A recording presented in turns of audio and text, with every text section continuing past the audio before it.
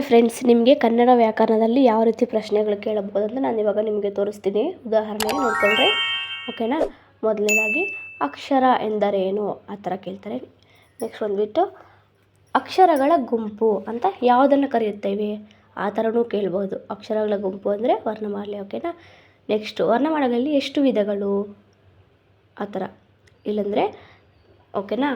Next ಸ್ವರಗಳಲ್ಲಿ ಎಷ್ಟು ವಿಧಗಳು, ಇಲ್ಲಂದರೆ ಒಂದು ಮಾತ್ರ ಕಾಲದಲ್ಲಿ ಉಚ್ಚರಿಸುವ ಅಕ್ಷರಗಳನ್ನು ಏನಂತ ಕರೆಯುತ್ತೇವೆ ಆ ಥರನೂ ಕೇಳ್ತಾರೆ. ಇಲ್ಲದಿದ್ದರೆ ಒಂದು ಮಾತ್ರ ಕಾಲದಲ್ಲಿ ಉಚ್ಚರಿಸುವ ಅಕ್ಷರಗಳು ಯಾವುವು ಅಂತಲೂ ಕೇಳ್ಬೋದು. ಓಕೆನಾ. ಅದೇ ಥರ ದೀರ್ಘ ಸ್ವರಕ್ಕೂ ಬರುತ್ತೆ. ಓಕೆನಾ.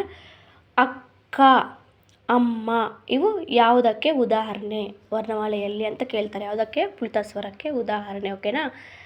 ಮತ್ತು ವ್ಯಂಜನಗಳು ಎಷ್ಟಿದ್ದಾವೆ? 34. ಓಕೆನಾ. ನೆಕ್ಸ್ಟ್ ಬಂದುಬಿಟ್ಟು ವರ್ಗೀಯ ವ್ಯಂಜನಗಳು ಅಂದರೆ ಏನು ಅಂತಲೂ ಕೇಳ್ಬೋದು. ಇಲ್ಲ ಎಷ್ಟು ಅಕ್ಷರಗಳಿದೆ ಅವು ಯಾವುವು ಆ ಥರನೂ ಕೇಳ್ತಾರೆ. ಓಕೆನಾ.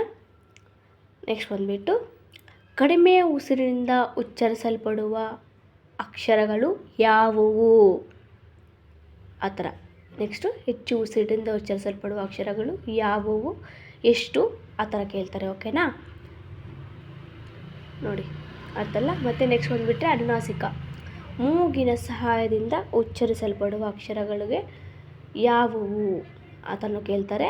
ಇಲ್ಲ ಅನುನಾಸಿಕ ಅಕ್ಷರಗಳು ಎಷ್ಟು, ಯಾವುವು, ಇಲ್ಲ ಅನುನಾಸಿಕ ಎಂದರೇನು. ಓಕೆನಾ. ಅದು ಕೇಳ್ತಾರೆ, ಇಂಪಾರ್ಟೆಂಟ್ ನೋಡ್ಕೊಳ್ರಿ. ಮತ್ತು ಒಂದು ಆ ವರ್ಗೀಯ ವ್ಯಂಜನಗಳು ಎಷ್ಟಿದ್ದಾವೆ ಅಂತ ಕೇಳ್ಬೋದು. 9. ಓಕೆನಾ. ನೆಕ್ಸ್ಟು ಯೋಗವಾಹಕಗಳು ಯಾವುವು ಅಂತಲೂ ಕೇಳ್ಬೋದು. ಓಕೆನಾ. ಅನುಸ್ವಾರ, ವಿಸರ್ಗ.